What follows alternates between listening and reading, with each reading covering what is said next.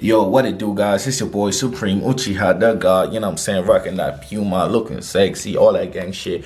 But yo, I want to talk a little bit about Desert Punk and how, how writers sometimes be wasting top tier potential. You know what I'm saying?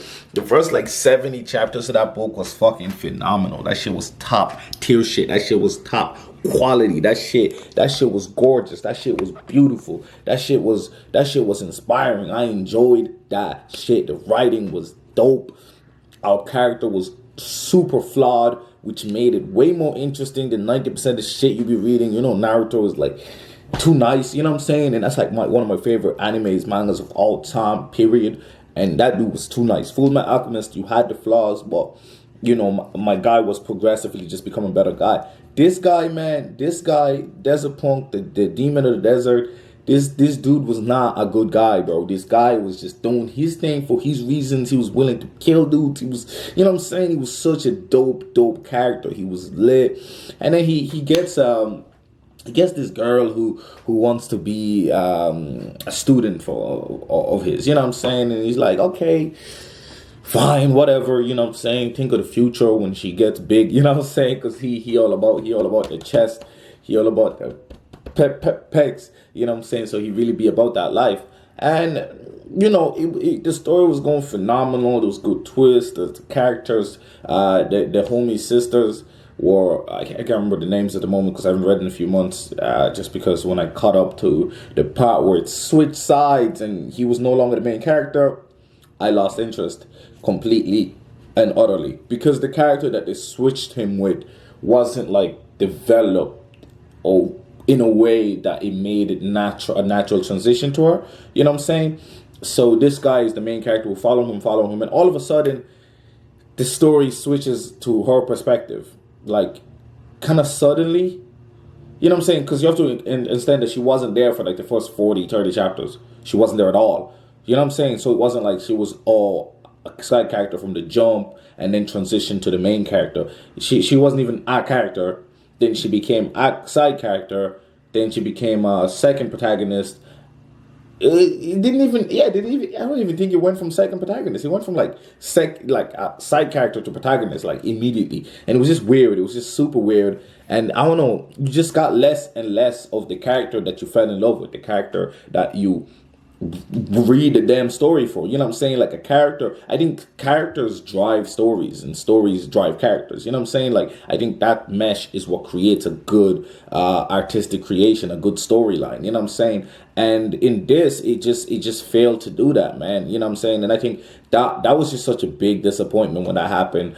And it was just wasted potential, man. If you have not read Desert Punk, it's essentially about this kid who's like an ultimate prodigy. This guy is like one of the top tier bounty hunters in the desert. You know what I'm saying? It's like a post-apocalyptic world where there's weapons being found around the place. The whole world has basically become a desert, like a barren desert. A lot of it has. And there's, lack of resources, all that stuff. There's a lot of different factions. And because of that, those bounty hunters, because, obviously the world is going into turmoil, those governments and all that jazz. And our boy, the Desert Punk, he basically works, quote unquote, for the government because he's a bounty hunter, but he never like chooses an allegiance. You know what I'm saying? He just kind of works solo and does his own thing just to get paid, and it's all about his money to improve his equipment, to get a girl, and just to live his life like that. You know what I'm saying?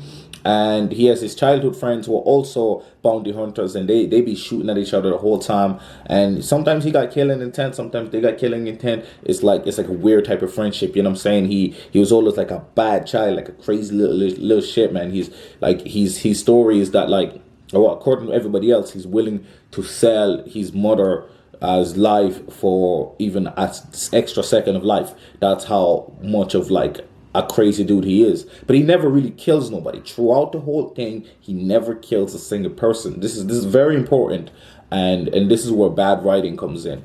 So for all intents and purposes, this guy has this bad reputation because he kind of helped cultivate it and create it, but he never really, quote unquote, lived up to it. He's not that bad of a guy. He's willing to let you die, you know what I'm saying? But he's not going to pull the trigger and he calls it a waste of ammo. You know what I'm saying? So if he gets boom boom, he gets near you, he'd go through a whole fight. Like you trying to kill this guy, he'll go through a whole fight without shooting one bullet. That's how crazy it is. Only when he feels like he has to take that shot, he's gonna take that shot. Otherwise, he'll go through whatever means it is to kill you or to get you without shooting a single shot. And he does that. He does that really, really well. He pulls up and then he just hits you with the back of his gun, knocks you out, captures you. It never really fails a mission. My dude is a top tier bounty hunter, one of the best, one of the most renowned, unbelievable, and you love it. You know what I'm saying? And you also see his flaws. There's one chapter that's a little. He straight up kidnaps a girl to essentially have coitus, have intercourse with her. But to be fair, even though when she's passed out and stuff, he doesn't take advantage like that. He just changes her clothes. Well, that's kind of taking advantage. But he never rapes her or nothing like that crazy. You know what I'm saying? He wants her to like him and shit. And then she escapes eventually. And then he's like, all right, man, fuck that baby girl. You know what I'm saying? And he gives up on her essentially. And he kind of, as the story progresses, he kind of suddenly just becomes, I don't know, immune to women. Even though he defeated a whole desert demon thingy because of his lust was just so powerful that he defeated a fucking desert demon out of it. And then out of nowhere he just stops and he just changes suddenly. But realistically it's not suddenly, and I'll explain why. So in real life the author got sick. I think there was 3 occasions he got sick, and each time he got sick there was a long hiatus, and then whenever it come back to be a major shift somewhere, right? I don't really know why, but it could do with how his experience in the hospital, all that jazz. But the first time he came back, I think the shift was I think we had the girl character come in, the sidekick, and I think I think that's what happened. We had the side character come in. I think the second time, I could be mistaken, I think it could be twice only that he went to hospital, but there's been 2 or 3 hiatuses around that, and I think each time was due to his health issues. The second time, I believe, was when he stopped lusting, and the third time was when the girl became the main character. So this is what happens, and this story is just nowhere near as interesting anymore. It's not as good. The girl's side character is cool, but I don't really, to be honest, I didn't really mind that the girl became the main character, or that the Desert Punk joined the other side. Now she becomes the Desert Punk as well. He just gives her the moniker because it's just the name, and as some people say, it's just the name. It's not. It's like Spider-Man, bro. Anyone could be it, which is absolute bullshit because there was no other demon of the Desert Punk prior to him. There was no one else. He created it. He is it, and I think in order to make for the title of the manga to make sense, the author had no choice but to carry on that moniker. Now he's not even dead. He's still a character. He's just on the evil side, quote unquote evil side, and he's simply not even shown. He's just a thought now, and it's a little bit annoying because it's you reading 70, 80 chapters of this guy being the main protagonist, and then boom, he's no longer a protagonist. He's no longer even a character. You know what I'm saying? He switched to her perspective, but the story still followed him closely, and then boom, we only hear murmurs of him now. You know what I'm saying? And it's we don't care about these new characters, bro. It's imagine you reading Akira, right?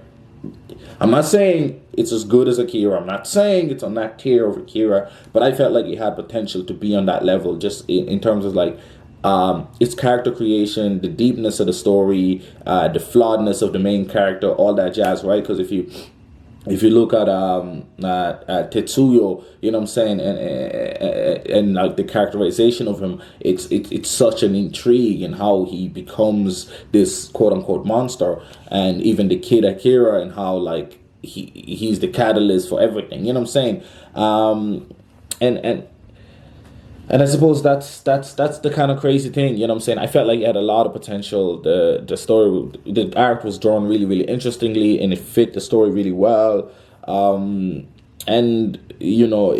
by switching him so suddenly and so unnaturally, it just kind of ruined it. And again, I would get over the switch if they showed his side of the story. They never do anymore. They don't show his side of the story. The whole story is just about her and of trying to live up to the name, and she's at most part struggling to. And it's just a little lazy, man. I don't know. Like I get his personal reason, the author's personal reasoning for probably making these changes, maybe by being sick and realizing, okay, maybe how he's representing women isn't correct and all that type of stuff, which is cool. Change that, the characters changing, they grow, all that jazz. I understand that 10,000%. I agree with it 10,000%, but don't ruin the integrity of the story because of that either. You know what I'm saying? And I feel like the integrity of the story has been lost, which is again a big shame. But that's just my thought on Desert Punk, man. Have you read Desert Punk? If you have not, you should definitely read the first 60, 80 chapters. Read the whole thing, and maybe you would even disagree with me and be like, yo, the story gets better with the girl, which I think is almost an impossibility, to be honest. Like, but hey, I could be wrong. But do let me know in the comment section below. Have you read Desert Punk? Do you like Desert Punk? If you have not, you should most definitely check it out, man. Anyway, it's been your boy Supreme Uchiha the God. Don't forget to subscribe and blah blah blah if you want. I don't know. I make videos every day. This time I'm not going on a hiatus because YouTube algorithm just shot me in the back, like y'all, like literally just pew pew. And I've been out, like, so I have to try to make like 10 videos a day type shit. You know what I'm saying? Just to get in its gracious favors again. Woo! Anyways, it's been your boy Supreme. I'm out. And oh yeah, check me out on Spotify. Link might be in the description. I don't even know.